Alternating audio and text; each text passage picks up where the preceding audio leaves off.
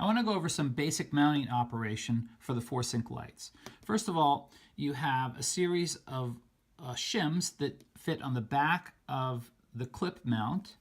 You have a Velcro strap that works for mounting on helmets so that if you don't have a slot, you can mount it on the helmet.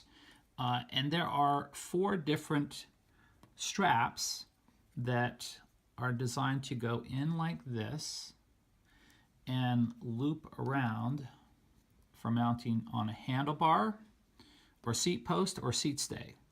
First thing to do is on the headlight, find the flat one like here and then mount it like so. Okay? And then there are 2 other washers for the rear. One has a slight wedge, and this wedge is designed to mount successfully on a seat post as well as a seat stay, and then use the strap and for wrapping around like this. So those are the wedges, and there's a thicker wedge right here that can be used for mounting on a mountain bike because mountain bikes have pretty severe angle of attack for that rear chainstay. Our recommendations for mounting the sync light are to spread them out. That gives you the maximum visibility for a motorist from behind.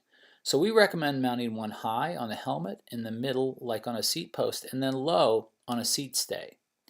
This same principle of spreading these out is the same concept as with radio towers, so that pilots can understand it's an object in space and know how to avoid it.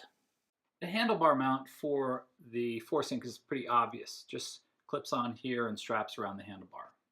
The seat post mount is pretty obvious. You just take the shim and you mount it so that the light is shining backwards, straight back where the motorist would be.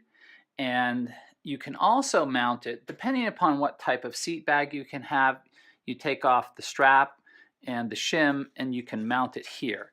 But that's going to depend upon if you can get the light to be shining backwards and actually directly towards the motor. So you don't want it to be shining down or shining too far up. The seat stay mount can be a little trickier, where on the seat post you want to have the shim facing the thick side down. The way I mount mine on the seat stay is I flip it upside down and then I wrap it around this way. This does a couple things. First of all, it keeps the extra strap away from the spokes, as well as gives it just enough directional light so that the motorist can see it well. Mounting the bottom light on a mountain bike is a little more challenging.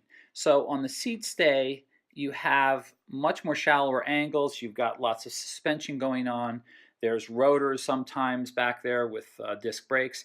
But we have the thicker wedge so that you can apply the wedge on the back and then be shining the light a little more directional back towards the motorist.